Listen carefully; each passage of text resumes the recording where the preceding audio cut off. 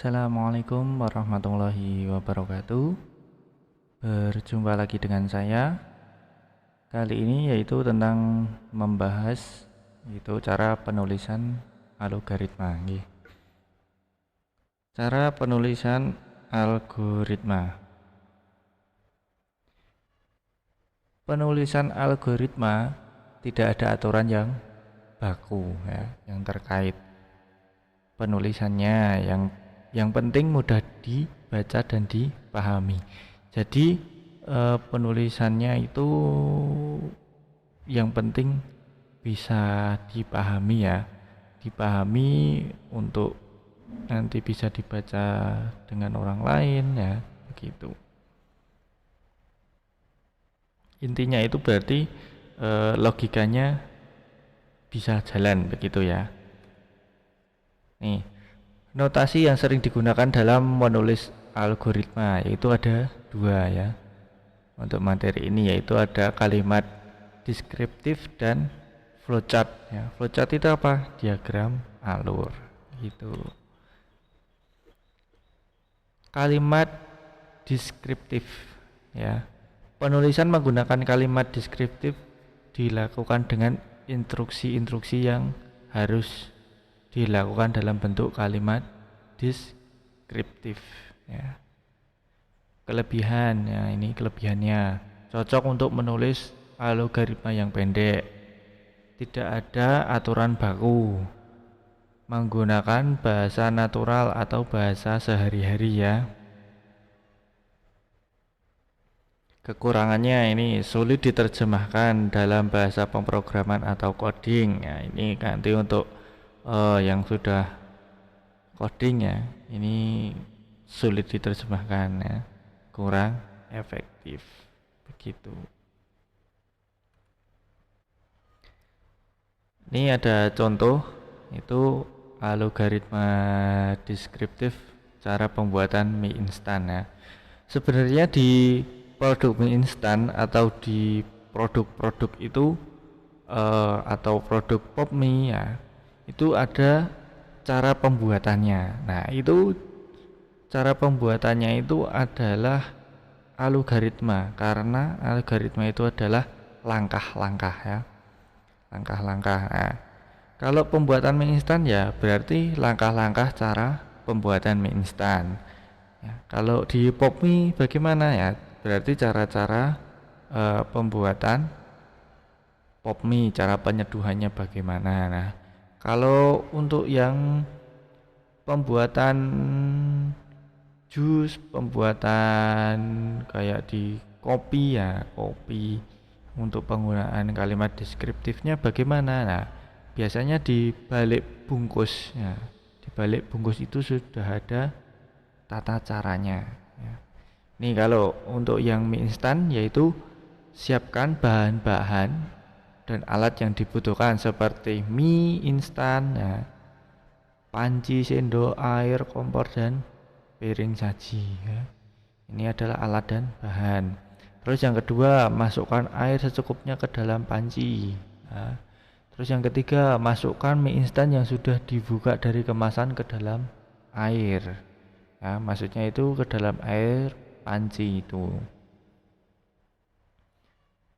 Nyalakan kompor dan masak air ya, berisi mie sampai tekstur mie jadi lembek dan siap dikonsumsi ya. Matikan kompor ya, angkat panci dan tiriskan air rebusan mie ya. Tambahkan bumbu dan aduk rata. Terus hidangkan mie instan dan siap dikonsumsi ya. Ini kalau pembuatan mie instan, mie goreng ya ini karena tidak ada kuahnya begitu. Terus bagaimana kalau ada kuahnya ya?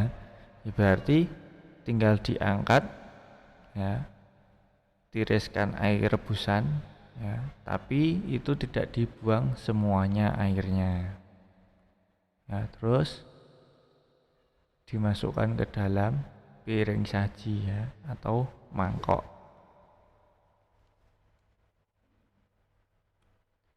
Nah, ini terus yaitu flowchart ya.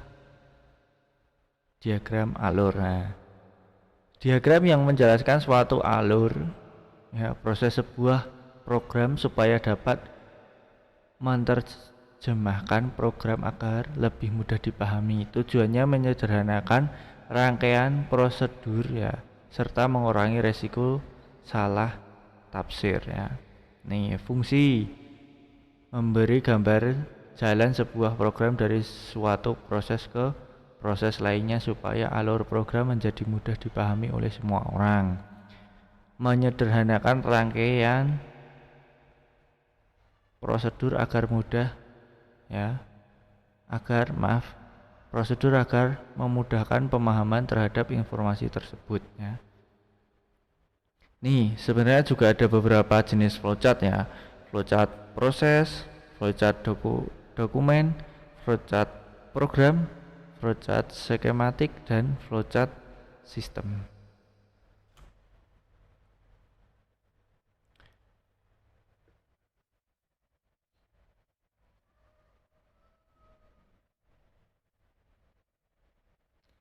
Oke, ini ada simbol flowchart, ya. Flowchart memiliki arti yang berbeda-beda, ya. Flowchart itu kan tadi sudah saya jelaskan, yaitu flowchart adalah diagram alur, ya. Diagram alur. Ya. Diagram alur itu pastinya juga ada wadahnya dan juga ada alurnya, ya. Oke, biar lebih jelas lagi kita pakai image saja.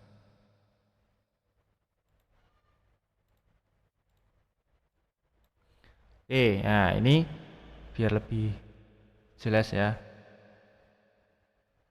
Ini adalah direction, ya. Simbol nih. Ini adalah panah, ya, yang nih panah-panah. Nah, itu nanti bisa panahnya bisa ke bawah, terus nanti ke kanan, terus ke kiri, itu juga bisa. Yaitu simbol yang digunakan untuk menghubungkan antara simbol yang satu dengan simbol yang lain. Nah, simbol ini disebut juga connecting line, ya, connecting line. Terus ada terminal simbol, yaitu simbol untuk permulaan start atau akhir stop dari suatu kegiatan, ya. Jadi nanti adalah mulai start, ya, itu adalah terminal simbol.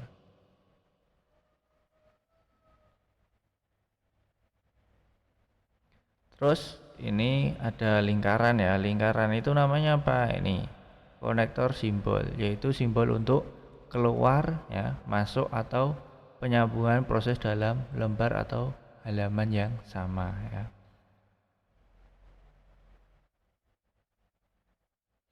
Nih, untuk yang lingkaran sama yang ini persegi tapi ini ada tambahan segitiga, ya, kerucut bawahnya, itu sama namanya, ya, konektor simbol, ya.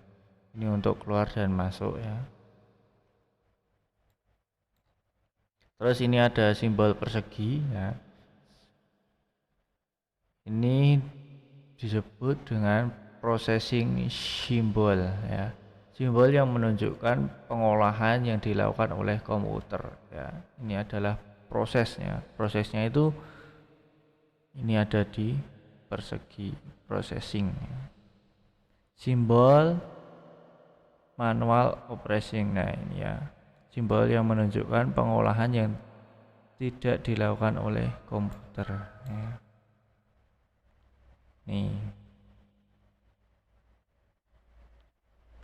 simbol decision, ya. Ini bentuknya apa ini? Bola ketupat, ya. Bola ketupat, ya. Simbol memiliki proses berdasarkan kondisi yang ada. Nih. Ini adalah terus jajar genjang, ya. Simbol input output, ya.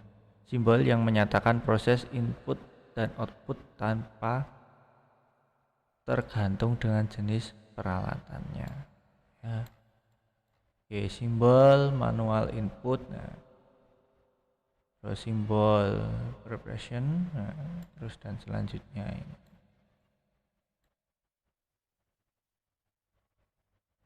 Nih simbol dokumen. Nah, ini untuk simbol yang menyatakan input berdasarkan dari dokumen dalam bentuk kertas ya. Ini kalau dengan kertas ya, ini simbolnya ini.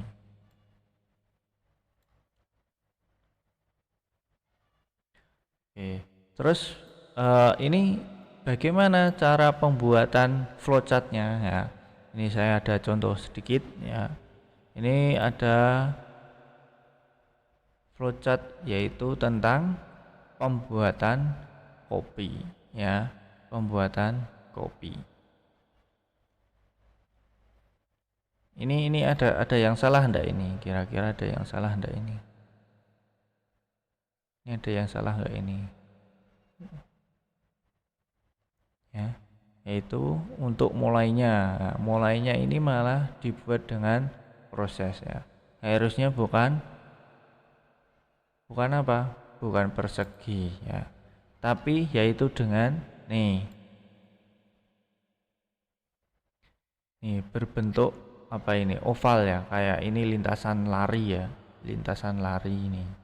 Ya, terminal simbol ya. Harusnya ini terminal simbol, bukan persegi ya untuk mulainya ini. Berarti ini harusnya diganti ya. Diganti harusnya ini. Nah, ini bentuknya harusnya terminal simbol. Terminal simbol yaitu mulai ya. Mulai. Terus arah panah. Arah panah tadi apa? Arah panah tadi apa? Nah, ini connecting line atau direction symbol. Ya. Nih, terus arahnya ke bawah. Nah, ini terus baru segi 3. Ambil kopi, cangkir, air panas, gula, sendok ya. Terus lagi connecting line ya, direction atau connecting line ya. Ini masukkan ya, kopi ke cangkir, yaitu bentuknya jajar ginjang ya. Jadi apa? Nah, ini simbol input output ya. Menyatakan proses ya. Nih, memasukkan kopi ke cangkir ya, itu kan termasuk proses ya. Terus lagi yaitu ada direction line ya, connecting line. Ya, itu memasukkan air panas ya. Ini sama juga dengan proses ya. Ini input output. Ini masukkan gula ke cangkir. Nah, ini terus arah panas terus ya. Terus aduk selama 1 menit ya.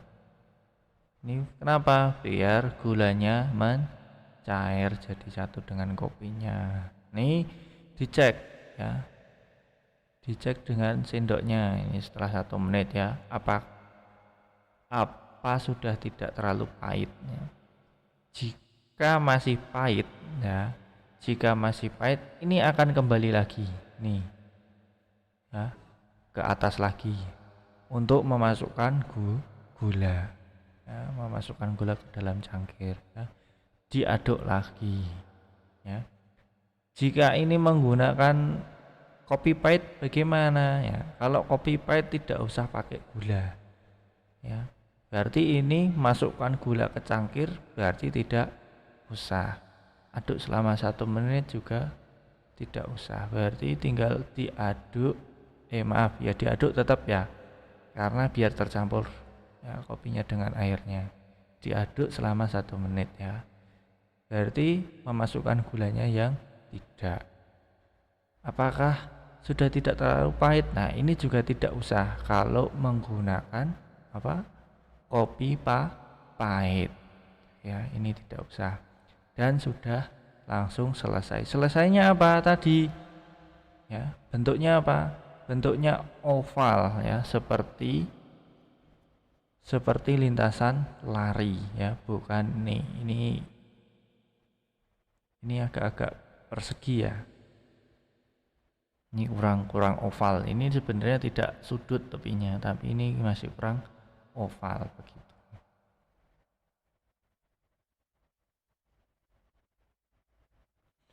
Oke, cukup di sini dulu untuk pembahasan ya tentang deskriptif dan flowchartnya.